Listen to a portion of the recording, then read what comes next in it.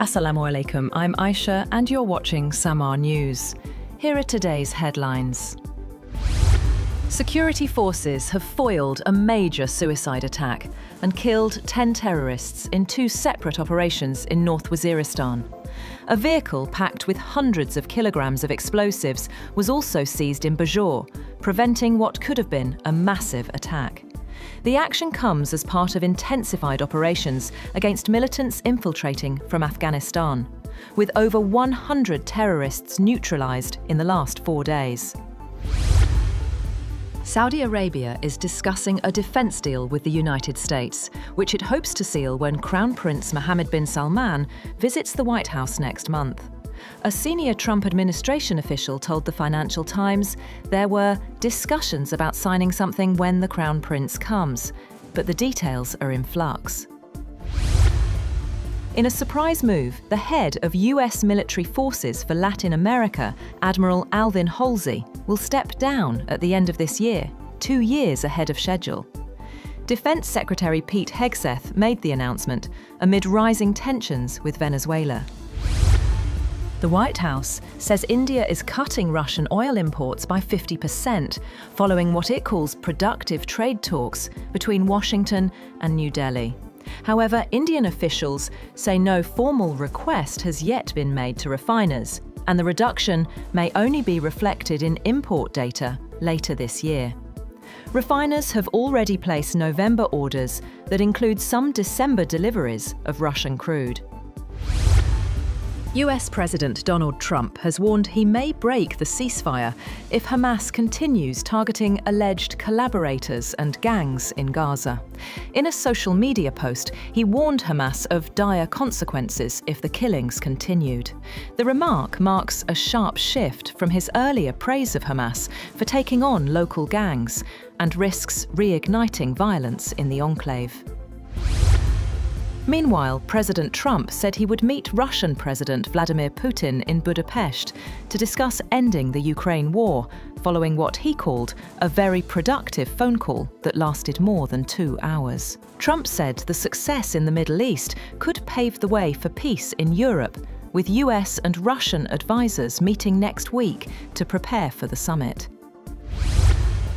Ukrainian President Volodymyr Zelensky will meet US President Donald Trump in Washington today to push for the delivery of Tomahawk missiles capable of striking deep into Russia.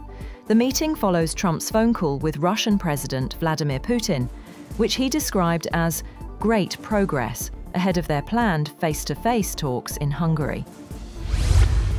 A Russian military court has handed long prison sentences to 15 Ukrainian fighters, sentencing them to between 15 and 21 years in a high-security penal colony.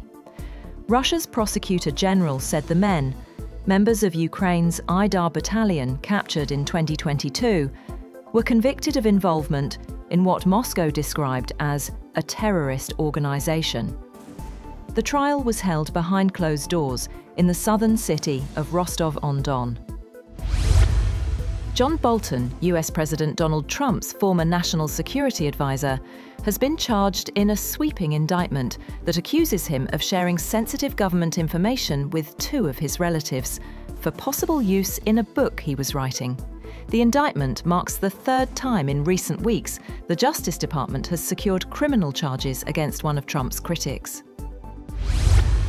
India has refused drug makers' requests to extend a year-end deadline to upgrade their manufacturing plants to international standards, amid public outrage over the deaths of at least 24 children who consumed locally made cough syrup.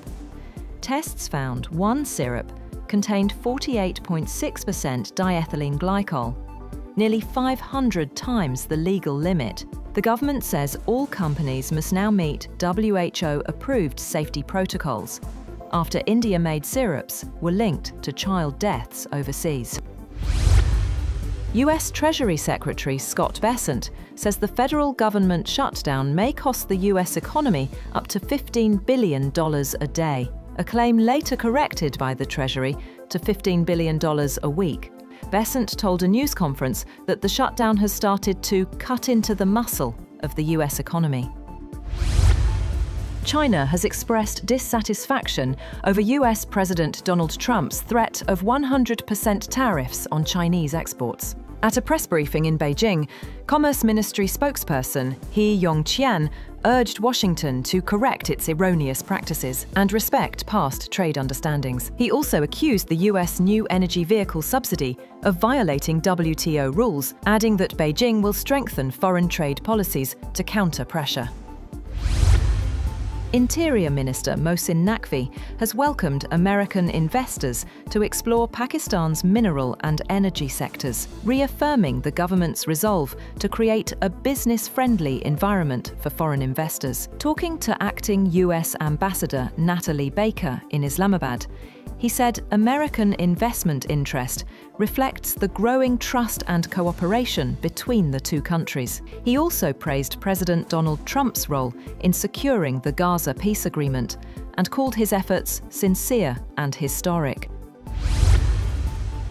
Meta has announced new parental controls, allowing parents to disable teens' private chats with AI characters, following backlash over the flirty behavior of its chatbots.